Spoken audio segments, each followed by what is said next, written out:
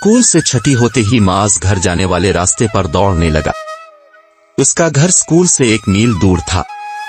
मौसम बहार में इसे ये फासला तय करते जरा भी मसला नहीं होता था, क्योंकि वो फसलों के बीच से गुजरता और रास्ते में परिंदों के घोंसले भी ढूंढता रहता। वो स्कूल से बाहर निकला तो उसे याद था कि उसने एक झाड़ी के पीछे से एक परिंदा उड़ते हुए देखा था।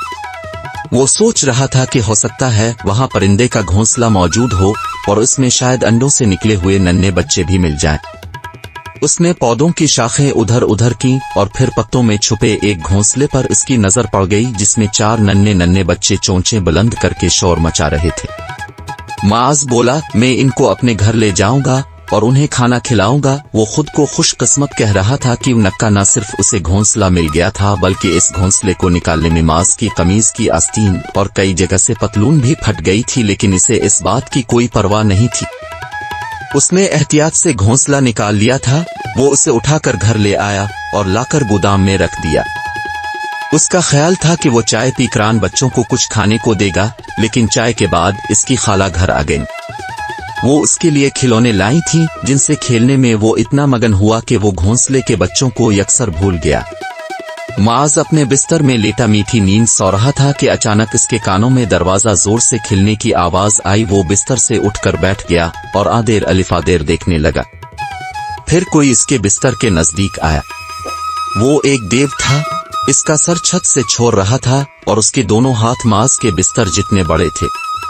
देव ऊंची आवाज में बोला, बड़ा प्यार नन्हा सा बच्चा है, मैं इसे बिस्तर समेत साथ ले जाऊंगा। फिर माज को महसूस हो गया कि किसी ने इसे बिस्तर समेत उठा लिया। इससे पहले कि इसे मालूम हो कि क्या हुआ है, दीवा से लेकर फसलों में दौड़ा जा रहा था। फिर वो देव एक ऊंची पहाड़ी पर बने हुए एक सुर्ख रंग के किले के पास रुका। इससे पहले कि वो किला का मरकजी दरवाजा खोले, वो एक कमरे में गया जो कोयलों से भरा हुआ था। उसने कमरे में माज का बिस्तर रख दिया और कहने लगा कि तुम सारी रात आदेर ही रहोगे। बेचारा माज बेइख्तियार चीखने लगा कि शायद कोई इसकी आवाज सुनकर इसे बचाने आ जाए।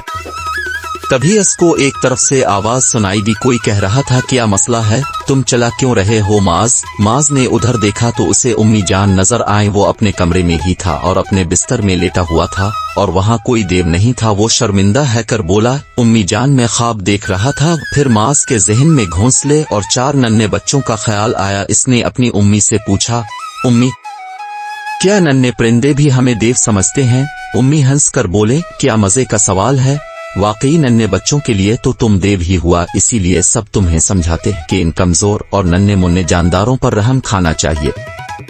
ये इसी तरह है जैसे कोई देव तुम्हें कैदी बनाकर जुल्म करे। माज ने शर्मिंदा है कर बिस्तर की चादर में मुंह छुपा लिया। वो बोला, काश में वो घोंसला अलिफाटे कर ना लाता। फिर अगले दिन स्कूल जाते हुए वो घोंसले को साथ ले गया और उसकी जगह पर रख दिया। नन्हे बच्चे बड़े और मजबूत हो गए और कुछ ही दिनों में अलिफाड़ गए।